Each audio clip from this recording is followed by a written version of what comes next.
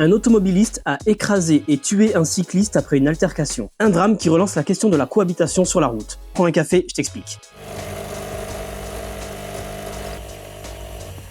Les faits se sont déroulés à Paris, mardi 15 octobre, en pleine heure de pointe. Un cycliste de 27 ans, originaire des Hautes-Alpes, circulait sur un boulevard dans le 8e arrondissement. Une vive altercation a alors éclaté entre lui et un automobiliste à propos d'un différend routier. L'automobiliste de 52 ans a alors percuté le cycliste avec son SUV et l'a écrasé. Le Haut-Alpin est décédé sur le coup. Le conducteur de la voiture a été mis en examen et placé en prison et une enquête a été ouverte pour meurtre. Quelques jours après les faits, une centaine de rassemblements ont été organisés samedi partout en France pour rendre hommage à ce Haut-Alpin, notamment par des cyclistes, parce que Paul Varry, c'est son nom, était fortement impliqué pour développer des équipements cyclables dans la capitale et rendre la circulation des cyclistes plus sûre. Certains font donc de lui un symbole national. Car nombreux sont les cyclistes qui se sentent vulnérables quand ils cohabitent avec des voitures ou qui ont déjà vécu une altercation. Des associations aussi demandent des mesures. Que des moyens soient débloqués pour permettre la création ou la sécurisation des voies cyclables, ou encore que les plaintes déposées par les cyclistes victimes de violences sur la route soient entendues. Le ministre délégué chargé des Transports, François Durovray, a même reçu ce lundi après-midi une délégation de cyclistes. Il dit que ça permettra de co-construire ensemble les futures politiques en matière de déplacement.